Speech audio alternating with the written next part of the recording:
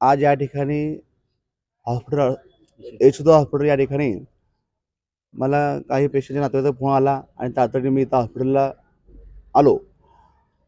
पेशंटच्या नातेवाईकाच्या भावना इतक्या तीव्र झाल्या. डॉक्टरांच्या हलगर्जीपणामुळे या ठिकाणी ही घटना घडली असं डॉक्टरांच्या नातेवाईकांचं म्हणणं होतं. मी त्यांचं म्हणणं ऐकलं आणि जो कोणी डॉक्टर त्यांच्यावर ट्रीटमेंट केला त्या डॉक्टरांशी मी वैयक्तिक भेटलो, चर्चा केली. डॉक्टरांनी ट्रीटमेंट देताना खूप मोठ्या चुका या ठिकाणी मला दिसण्यात आल्या. डॉक्टराचं आयसीयूमध्ये डॉक्टरने पाहिलं, गोळ्या औषध दिलं. डॉक्टरांनी जेव्हा आयसीयूमध्ये पेशंट बाहेर काढत असतो तेव्हा नातेवाईक सांगत असतो की पेशंट हा आपला व्यवस्थित झालेला आहे आणि कव्हर झालेला आहे. एखाद्या पेशंटची सर्जरी केल्यानंतर त्याला रेग्युलर वॉर्डात घेतल्यानंतर ड्रेसिंगची आवश्यकता असते. त्या ठिकाणी ड्रेसिंग साधारणतः यांचं इतकं बिल भरलं गेलं आतापर्यंत. ते बिल भरल्यानंतर साधारणतः 20,000 रुपये यांच्याकडे शिल्लक होते. 20,000 रुपये यांनी भरायला त्यांनी तगदा लावला. 20,000 भरून घ्या, 20,000 भरून घ्या. हे रोज त्यांना नातेवाईकच्या मिसेसला, मुलाला किंवा त्यांच्या बहिणीला हे सारखं सांगायचे की पैसे भरून घ्या, पैसे भरून घ्या. शासनाचा आदेश असताना देखील हॉस्पिटलच्या एकदा पेशंट ॲडमिट झाल्यानंतर त्याचं ट्रीटमेंट पहिलं करणं हे शासनाचा आदेश आहे. तरीही शासनाचा आदेश डावलून ते पैशासाठी ट्रीटमेंट थांबवणं दुर्लक्ष केलं गेलेलं आहे. वॉर्डामध्ये घेतल्यानंतर वॉर्डामधले स्टॉफ आणि वॉर्डातले डॉक्टर यांचं कर्तव्य आहे की पेशंटला रोज डिस्चार्ज ड्रेसिंग करणे, त्याला व्यवस्थित ट्रीटमेंट देणे, सलाईन लावणे, गोळ्या देणे, तरच पेशंट आपला कव्हर होऊ शकतो. या ठिकाणी अनेक वेळा पेशंटचे मिसेस, पेशंटचा मुलगा, पेशंटची बहीण या तिन्ही पण डॉक्टरांना वेळोवेळी सांगत आलं की बेडमध्ये त्याचं पू झालेलं आहे, पू गळत आहे, इन्फेक्शन होत आहे, बेड ओलं झालेलं आहे किंवा बेडचं कापड ओलं झालेलं आहे. हे सांगून देखील ते बेड बदलत नव्हते 3 दिवस झालं. त्याच्यानंतर ड्रेसिंग त्यांनी विनंती केली की रोज तुम्ही ड्रेसिंग करावं लागतं. ड्रेसिंग सुद्धा ते केले नाहीत. त्यांना काय बोलण्यात आलं की या ठिकाणी ड्रेसिंगचा स्टॉप नाही. बरोबर ना? ड्रेसिंगचा स्टॉप नाही म्हणून सांगितले. मग तुम्ही एवढं मोठं हॉस्पिटल उघडले, तुमच्याकडे स्टॉप नाही म्हटल्यावर हे असं असं असं सगळी बाब आहे. लाज वाटली का तुम्हाला असं बोलायला तरी? मामा पण नाही, एकच मामा एवढं इतकं तुम्ही निर्लज्ज वागता. पेशंट तुमच्याकडे एवढे तुमच्याकडे विश्वास देव म्हणून आलेले असतात. तुम्ही देव असता लोकांसाठी, पेशंटसाठी आणि तुम्ही इतकी हलगर्जीपणा करून त्या पेशंटचा जीवस कारणीभूत तुम्ही झालेला आज. तुमच्या हलगर्जीपणा झालेला आहे आणि हा स्टॉप मोबाईलवर बघून कोणी गोळ्या औषध देतं का? सलाईन लावतं का? तुम्ही शिकलात ना?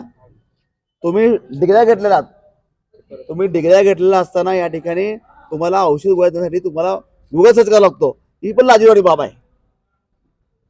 आमचं नातेवाईकाचा भावना या ठिकाणी तीव्र झालेल्या आहेत आणि त्या ठिकाणी आता नातेवाईकाची मागणी एकच आहे की डॉक्टरवर कारवाई व्हावी आणि पुढं चौकशी व्हावी. आता तुम्ही सांगतात की डॉक्टरचं अलगर्जीमध्ये झालं की स्टॉफच्या अलगर्जीमध्ये झालं? डॉक्टर आणि स्टाफ. डॉक्टरचं सांगायला डॉक्टरचं कर्तव्य आहे की रोज तुम्ही ड्रेसिंग करा आणि त्याला ट्रीटमेंट व्यवस्थित द्या. डॉक्टरने रोज विजिट केल्यानंतर त्याला औषध दिले जाते. हे औषध घाला, हे औषध घाला, हे औषध घाला किंवा ह्यात बदल करा. हे डॉक्टरचं काम आहे. आणि ड्रेसिंग तुम्हाला डॉक्टर येऊन सांगतो की तुम्ही ड्रेसिंग का केलं नाही 3-3 दिवस. म्हणजे डॉक्टर बोलले मग ड्रेसिंग केलं नाही का? बिलामुळे ड्रेसिंग केलं नाहीत का? शंका येते ना नातेवाईकाला. शुक्रवार लता लता पासकंटी मी बोलते. माझा भावाचा इथं डेथ झालेला आहे, तर त्यांनी लक्षपूर्वक नाही दिलेलं. 21 तारखेला आम्ही आणलेले ते 3 दिवस मंगळवारपर्यंत तिथं होते. 25 तारखेपर्यंत IC मध्ये. तर कवर झाल्यानंतर ते लोक खाली टाकले. तरी त्याला मी विचारले कशासाठी टाकतो, बरोबर झाले का? हो कवर झाले म्हणून आम्ही खाली शिफ्ट करले. बरं बोलले. आणि ते विद्या मॅडम म्हणून आहे, तिला पण जाऊन विचारले मी. म्हणजे आता आम्ही वॉर्डमध्ये टाकलं तर इन्फेक्शन होणार का? आम्ही स्पेशल रूम घ्यायचं का? बोलले तुमचं इन्फेक्शन आहे ना, तुम्ही स्पेशल रूम घ्या. आणि आमच्याबरोबर कोण असणार? म्हणजे एक नर्स असणार का? डॉक्टर बरोबर बघणार का? 2 डॉक्टर येणार तुमचे, कोण आहे डॉक्टर? आणि नर्स तुमच्यासाठीच असणार, एक नर्स असे बोलले. एक नर्स पण नाही आलेली, बघितली नाही. आम्ही बोंबलून थकले त्याच्याशी. फक्त मोबाईल बघायचं, कोपऱ्यात बसायचं, एवढंच काम केली बघा ही. आणि डॉक्टरला बोललं तर मी सांगितले एवढंच काम, दुसरं काही नाही त्यांचं. आता एवढं तर आमचं म्हणणं आहे. मयत झालेला व्यक्तीचं नाव काय? इन्फेक्शन विनायक कोरापटे.